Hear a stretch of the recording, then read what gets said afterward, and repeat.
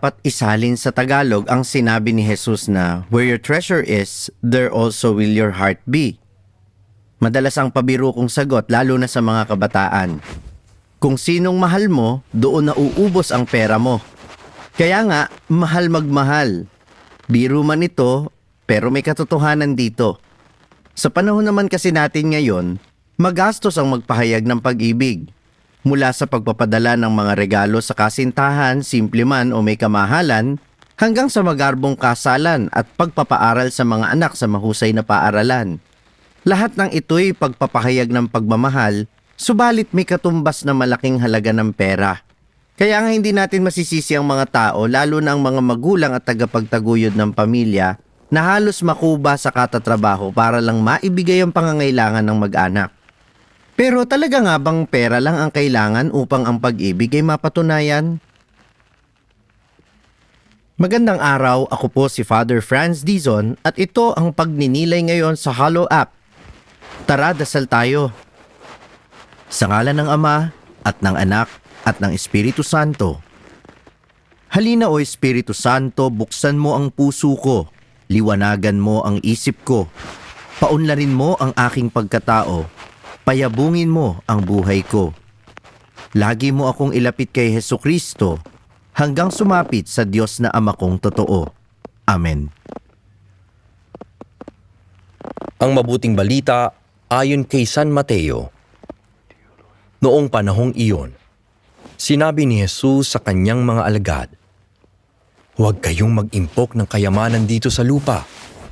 Dito'y may naninirang tanga at kalawang, at may nakapapasok na magnanakaw. Sa halip, impukin ninyo ay mga kayamanan sa langit.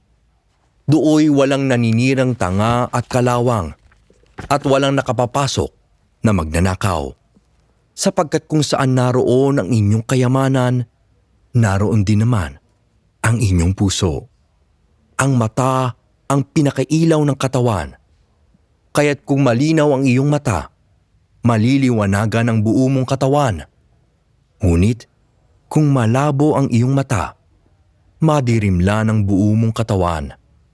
Kaya't kung ang liwanag na nasa iyo ay kadiliman pala, napakadilim niyan."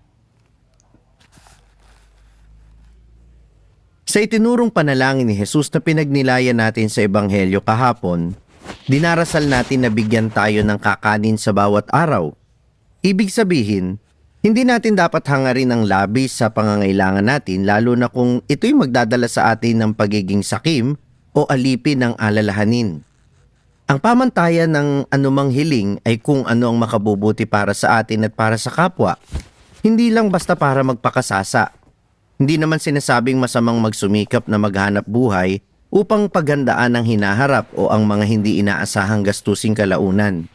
Pero ang paalala sa atin ng Panginoon, palaging dapat maging malinaw ang layunin ng ating mga hangarin. Nais lamang ba nating yumaman para magkamal? O nagsisikap tayong umahon sa buhay para mas maipahayag ang ating pagmamahal? Nasaan ang iyong puso? Ano ang mas mahalaga sa iyo? Ang kumita ng pera o ang ugnayan sa Diyos at kapwa? Ito ang nais ipunto ng Panginoon, kaya niya nasabing, ang mata ang pinakailaw ng katawan. Hindi ito tumutukoy sa bahagi lamang ng katawan, kundi sa ating pananaw sa buhay. Nais ni Jesus na maging malinaw sa atin kung anong pinakamahalaga na siyang maging dapat pamantayan natin sa bawat pagkilos at pagpapasya. Ayon kay Santo Tomas de Aquino sa kanyang komentaryo tungkol sa Ebanghelyo ngayon, ang mata ay tumutukoy sa motibo. Kapag may nais gawin ng tao, iniisip muna niya ang hangarin. Kung ang hangarin ay malinaw na mabuti dahil nakaayon sa kalooban ng Diyos, ang buong katawan o ang bawat gawain nito ay nakatuon din sa kabutihan. Ano nga bang mahalaga para sa iyo? Nakalulungkot isipin na may mga tao na nagsisimula naman na pagmamahal sa pamilya ang dahilan ng pagsusumikap.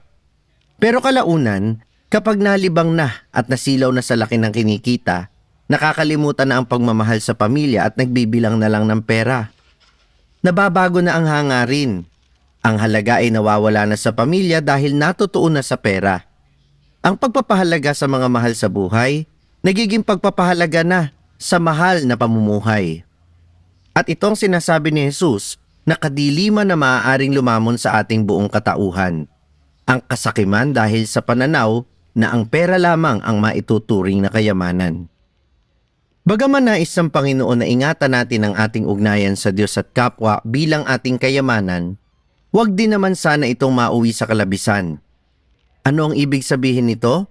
Maaari din kasi na maging labis ang pagmamahal natin sa Diyos na ibinubuhos na lamang natin ang ating buong lakas, panahon at yaman sa anumang paraan na makapaglilingkod tayo sa Kanya. Oo, mahalagang utos na ibigin ng Diyos ng buong lakas, buong puso at buong pag-iisip. Pero hindi ito nangangahulugan na kalimutan na ang obligasyon sa pamilya at mahal sa buhay o ang pagpapahalaga sa mga kaibigan at sa kapwa. Kaya nga mahalaga rin ang utos na ibigin ng kapwa gaya ng sarili, hindi ba? Sapagkat aanhin ng Diyos ang lahat ng maibibigay natin sa Kanya, samantalang ang mga ito'y galing din naman sa Kanya. Mainam namang magbalik biyaya, basta huwag kalilimutang mayroon din tayong tungkuling magbahagi ng biyaya sa iba. Pero wag din namang maging malabis sa pag-ibig sa kapwa na ang lahat ay nauubos na para lamang makatanggap ng pagpapahalaga. Hindi dapat maging suhol o pain ng pera para magkamit ng pagmamahal ng iba. Bagkus ito'y dapat magpahayag ng tunay na malasakit at pag-ibig sa kanila. Ang dapat na hangarin ay ang kanilang ikabubuti, hindi ang pagkamakasarili. Mahal magmahal. Pero hindi lamang pera ang sukatan ng halaga at pagpapahalaga. Hindi lang din pera at mga material na bagay ang dapat pahalagahan. Nais ni Jesus na ang iyong puso sa pagmamahal sa Diyos at kapwa ilaan, hindi para sa pagtingin at gantimpala, kundi bilang pagpapahayag ng iyong tunay na pagpapahalaga. Panginoon, salamat po sa iyong mga pagpapala. Sa pamamagitan nito, ikaw naway ibigin at ang kapwa. Amen. Sa ngalan ng Ama at ng Anak at ng Espiritu Santo. Amen. Mas mainam kung ang narinig mong pagninilay ay palalalimin sa saglit na katahimikan.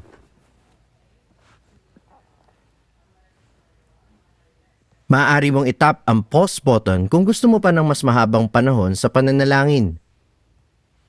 Mayroon ding e-journal feature kung saan maaari mong isulat ang iyong personal na pagdinilay o kung ano ang nakapukaw sa iyo sa salita ng Diyos at sa pagdinilay na ito.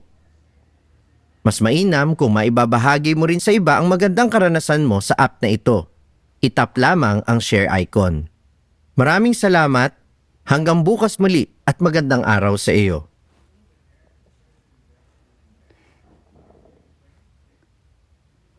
Sapagat kung saan naroon ang inyong kayaman, naroon din naman ang inyong puso. May God's peace be with you, brothers and sisters. In the name of the Father, and of the Son, and of the Holy Spirit.